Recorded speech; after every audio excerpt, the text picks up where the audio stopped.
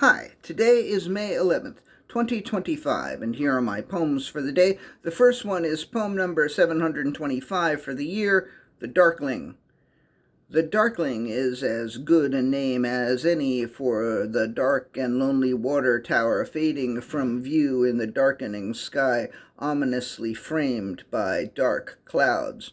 Like the last dying ember of a dying fire, struggling desperately against the inevitable, vowing to not go gentle into that dark night, as it goes gentle into that dark night. Poem number 726, The Inkling. The Inkling was so slight you could be forgiven for not even realizing that it existed. The Inkling was used to being unnoticed and had begun to use its obscurity to its advantage. The Inkling had a plan for world domination. The Inkling was going to make the world its bitch.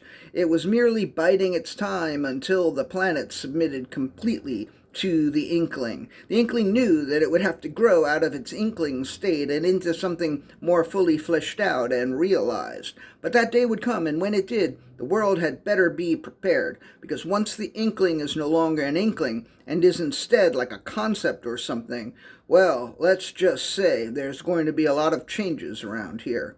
Poem number 727, The Icing.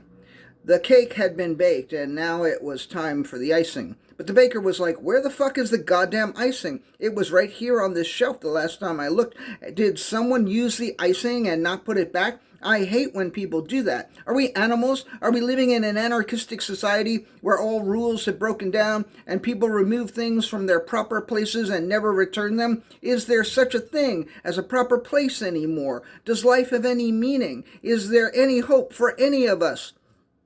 Just then the baker noticed that the icing was on the shelf after all, right behind the flour, and I don't think I have to tell you that the baker felt more than a little foolish. Poem number 728, The Inkling. The drawing had been intricately penciled, and now it was time for the inking. Fortunately for the artist, the ink was right where they had left it. Soon the drawing was inked and ready for display. But the artist was displeased with the results and tore the work of art into bits and tossed it in the trash. They began another drawing in pencil, and in a few hours the drawing would be ready for the inking. Poem number 729, The Anklet. She wore an anklet with a key on it around her right ankle because she had read somewhere that that was a way of signaling that she was in an open marriage and that tonight she was available.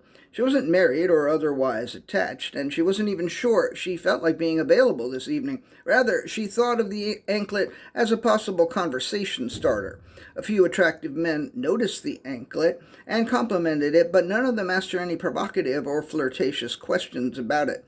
She couldn't figure out whether this simply wasn't the right crowd or whether next time she ought to wear a wedding ring, too. Poem number 730, The Amulet.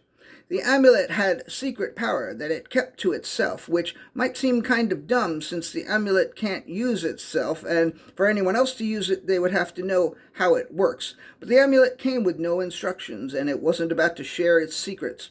Because the amulet didn't want to be used, because the amulet thought that being used might make it feel cheap and dirty. Poem number 731. This is the last poem of the day. The Omelet. The omelet sat forgotten in the frying pan, eggy, uneaten, beaten but not defeated. The bits of onion and peppers, the salt and the pepper, the cooking spray beneath, and of course the eggs, had become a congealed combination of inedible uselessness. Where had the omelet's creator gone, and why? And would they return? And if they do, what future lies ahead for the forgotten omelet? All right, that's it. Thank you. I sure do appreciate you. I do. I appreciate you.